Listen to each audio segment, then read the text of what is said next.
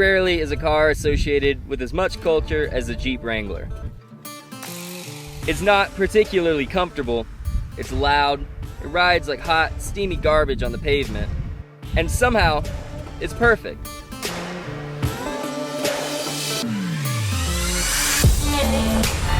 Jeep people are probably one of the most dedicated fan bases in the car world. No one just casually owns a Jeep Wrangler. Everyone that has one just absolutely loves it. They go to Jeep shows, they hang out with other people who own Jeeps. They don't consider themselves Jeep owners. They consider themselves Jeep people. So today, I'm going to figure out why. And what better place to do that than the beautiful state of Colorado? This is the left pedal, and today we're going to check out this 2022 Jeep Wrangler JL.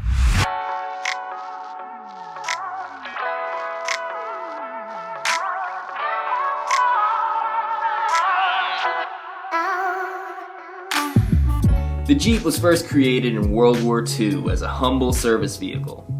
During its time in combat, the 4x4 would prove to be a capable machine for the United States and its allies, serving all over the world in the fight against evil. I can't think of a car on the road with a cooler story than that. The concept for the Jeep, unlike most SUVs available, wasn't designed by a bunch of profit-minded businessmen. It was a purpose-built machine, and even today, it keeps its focus steady. The Wrangler's job was to be an off-roader, and that's exactly what it is. Now, I was reluctant to say this in the video, but I want to be honest with you. I'm not a Jeep person, like, at all. I wasn't even scheduled to be driving a Jeep today. I was actually supposed to be reviewing a Dodge Charger. So, I'm in a totally different type of Mopar, which is absolutely fine, because a Charger probably wouldn't have even made it to the playground I found myself in today.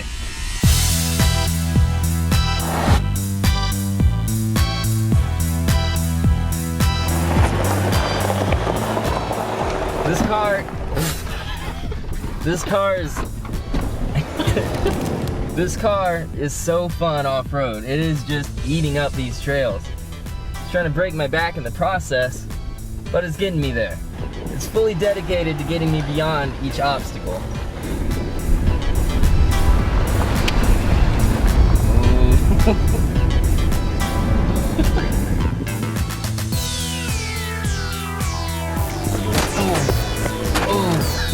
Oh no.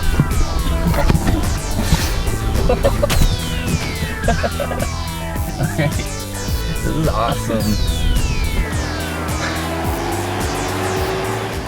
The one we're driving today is powered by a turbocharged 4-cylinder, 2-liter engine. That doesn't really sound impressive at all, but it's pushing out 270 horses and nearly 300 pound-feet of torque.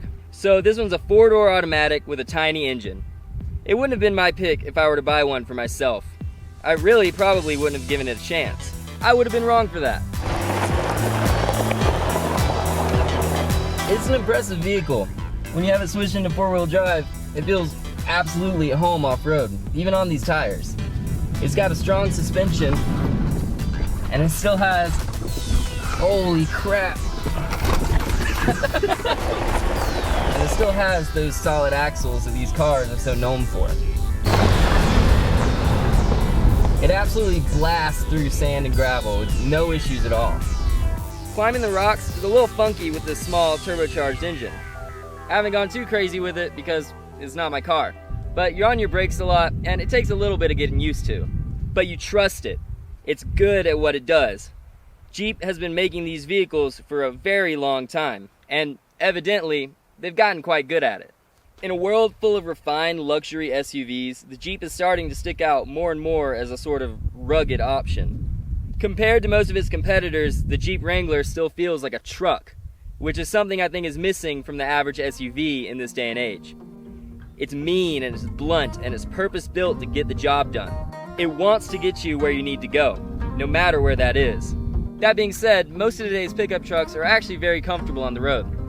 The Jeep is not. It's almost shockingly stiff on bumpy roads. Even with a stabilizer, the camera was flying all over the place just trying to film out the windshield. Despite the hardtop, it's a very noisy thing to drive. It certainly likes being off the road more than being on it. The interior itself isn't bad by any means.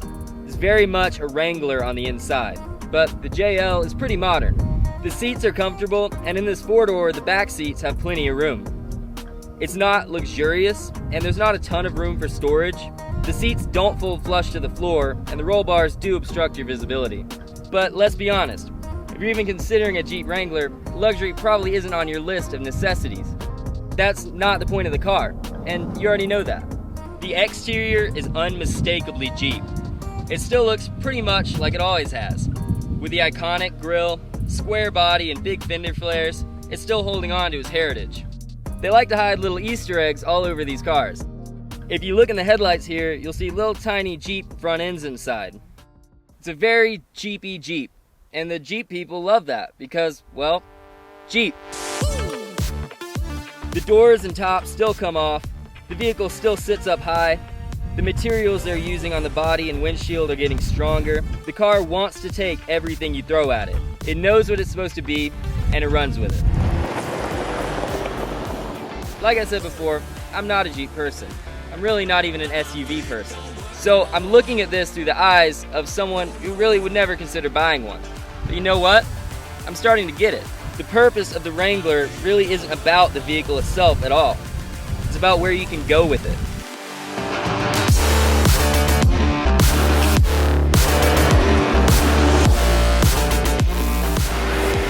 Over the last week, we've driven it in multiple states on wet asphalt and gravel and sand and rocks. I've gotten to go places and see things that I never could have imagined. It's been a true adventure, and at no point did the Wrangler ever even hint at letting us down. In just 1 week, I made more memories in this Jeep than I have in some of the cars I've owned.